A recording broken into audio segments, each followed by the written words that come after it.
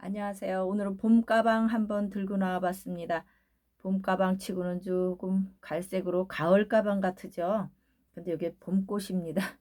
딴에는 봄꽃을 한다고 놨기 때문에 그냥 지금 보여드릴게요. 가을에도 상당히 잘 어울리지만 뭐 너무 크지도 않고 여기 도시락 저는 먹는 거에 좋은 해서 도시락 같은 거 약간의 소지품 들고 다니기에 상당히 편안하고 좋습니다. 손잡이도 꼬불꼬불하게 해서 때도 잘 안 타게 요런 식으로 했고요.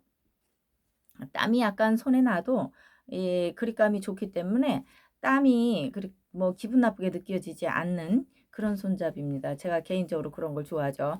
아플리케.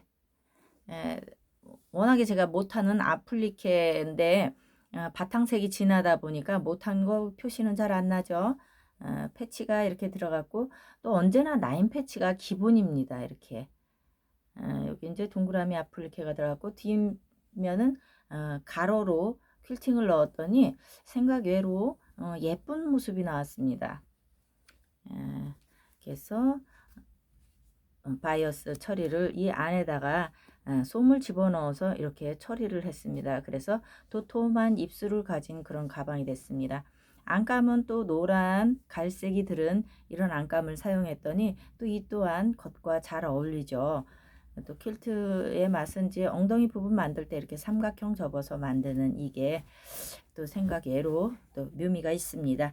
자, 이렇게 해서 가방, 봄을 담을 수 있는 가방, 내 기분을 담을 수 있는 가방, 여러분의 축복을 받을 수 있는 가방, 남한테 퍼줄 수 있는 가방입니다. 예.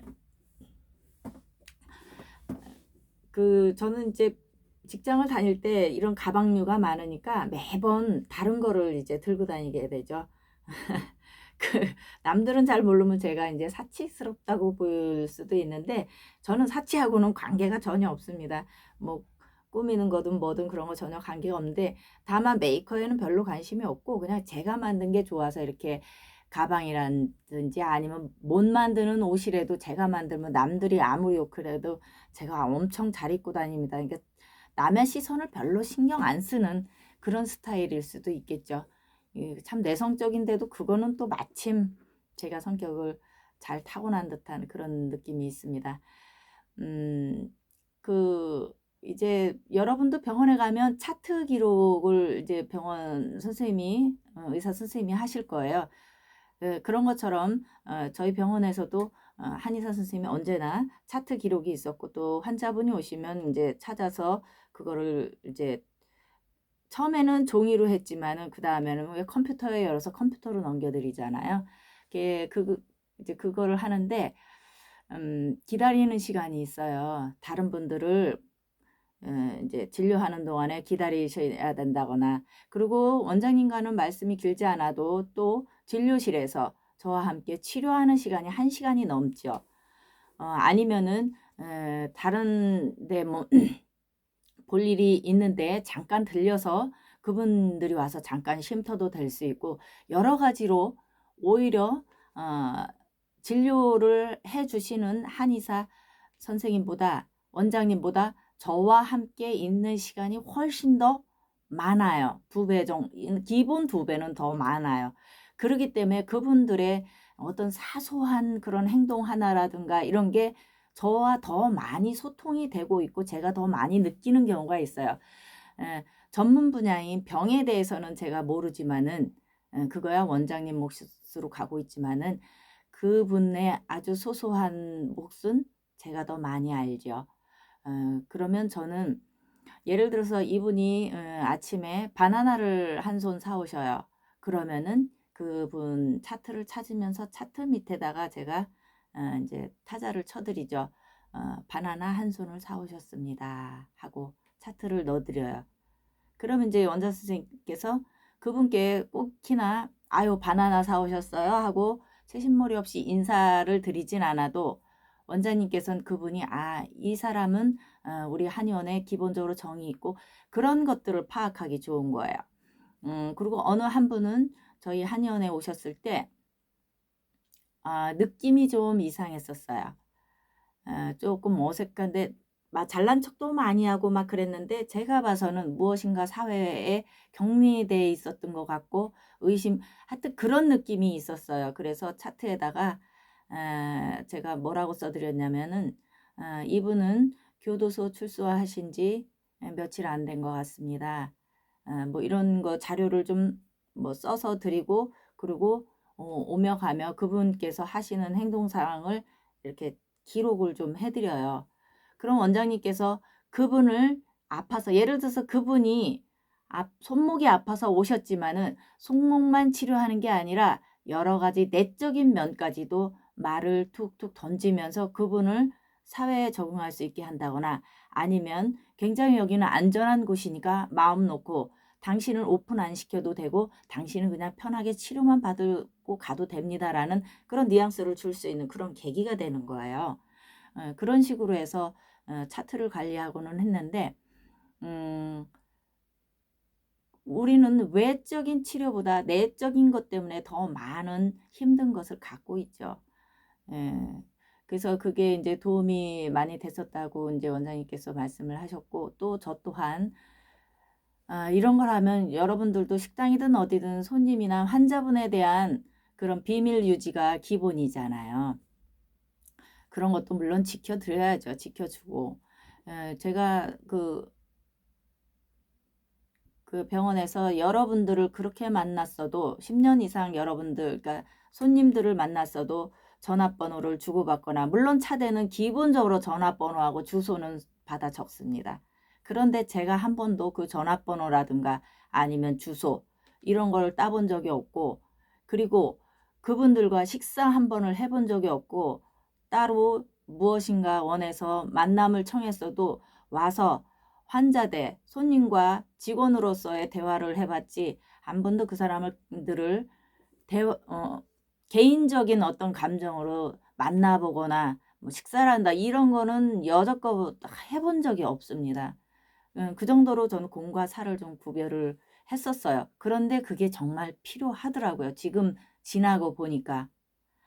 에, 그리고 제가 한의원 이제 그러니까 다른 직장을 딱 1년 그 전에는 나도 그쪽을 모르고 직장 그 상사나 아니면 그 직원들도 저를 모르기 때문에 어떠한 문제점을 이거 왜 이래 하고 이야기를 할 수가 없는 상황입니다. 보통은 1년, 6개월은 조금 짧더라고요. 제가 해보면. 그래서 1년 딱 제가 입사한 9월 12일 1년이 됐을 때 그러니까 그동안 저는 이제 메모를 하죠. 이런 부분은 내가 안 맞고 예를 들어서 뭐 개선을 해야 되는 내용이고 뭐. 그런 거를 1년 동안 많이 적어 놨었어요. 그러고 나서 정리를 했더니 정리를 하는 건 저는 10가지 내외에서 정리를 합니다. 너무 많아도 힘드니까 10가지 정도로 정리를 해서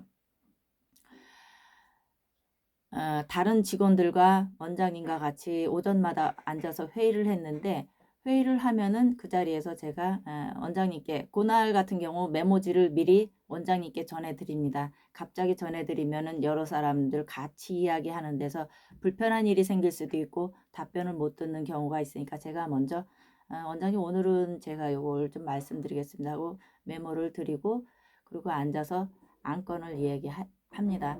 원장님 예를 들면은 저희가 휴일이 빨간 글씨가 있는데 요런 때 휴일에는 쉬어야 될 저 같은 경우는 좀 쉬는 게 뭐 이런 식으로 해서 저희가 필요한 부분이라든가 아니면은 청소를 하는데 무엇이 불편한데 이게 계속 유지가 되니까 이렇게 개선을 하면 어떻습니까? 저떻습니까? 뭐 이 친구는 어디가 더 활약성이 높은데 여기에 있는 것보다 이렇게 왜 내가 보는 느낌이 있고 상대가 보는 느낌을 서로 의논해서 그렇게 해서 딱 1년이 돼서 그렇게 해서 시정을 요구하는 그런 것을 저는 했었습니다. 지금 저는 이제 이쪽에서 근무를 하다 보니까 이제 제가 여기에 있은 지 딱 1년이 됐습니다. 본의 아니게 며칠 남겨둔 상황에서 이런 제가 원래 해야 되는 일들이 조금 땡겨져서 됐는데 그런 게 있더라고요. 그 사람이 불만을 얘기하느냐 아니면은 정말 시정되거나 안건을 하는데 그걸 불만으로 받아들여서 오해하는 경우가 생기더라고요. 이 직원이 무엇을 얘기했을 때 공과 사 아니면 우선순위 내 여건을 보면은 이것이 불만인지 아니면 정말 시정이 돼서 우리의 한의원 가게 뭐 공장 이런 데 이득이 되느냐 안 되느냐를 그런 것을 경중을 봐야 되는데 마치 자기에 대한 도전 아니면은 그래 너 잘났어 이런 식으로 받아들이는 그런 우를 범하는 경우가 종종 있더라고요. 우리는 그런 거를 제대로 눈으로 바라보지 않으면 발전이 없어요. 발전이 없을 수밖에 없잖아요. 그러면은 언제나 수준이 낮은 직원들과 이야기를 할 수밖에 없고 또 직원들은 그 사람의 비율을 맞추는 것밖에 없어요. 혀의 마치 내 혀처럼 나의 가려운 곳을 긁어주는 그런 직원들은 하나로 족하지 않아요? 다 그렇다면은 나는 발전이 없고 언제나 그 자리에서 있을 것 같아요.